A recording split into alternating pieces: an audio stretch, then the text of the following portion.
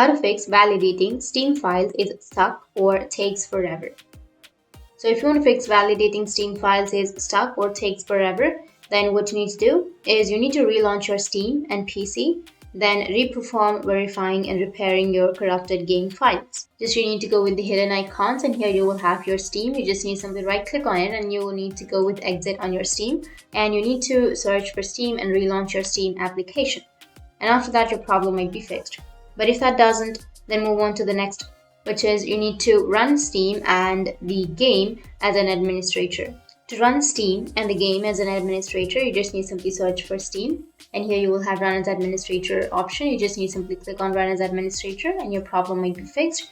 But if that doesn't, you need to clear download cache in your Steam. So to clear the cache on your Steam, you just need to simply open up your Steam application. Once you open it up, go with library section, and under library you will have downloads. Click on downloads. Once you're in the downloads, now here if you have any downloads, then here on the right side or on the bottom you will have clear cache option. So you just need to simply go and clear the download cache in your Steam. Once you clear the download cache, then your problem might be fixed. But if that doesn't fix your problem, you need to go and change the Steam's download region. But even after changing, if that doesn't fix your problem, then you just need to simply remove and reinstall your Steam application. Search for Steam, and here you will have uninstall. You just need to simply go and uninstall it. Once you uninstall, again go and install it, and your problem might be fixed.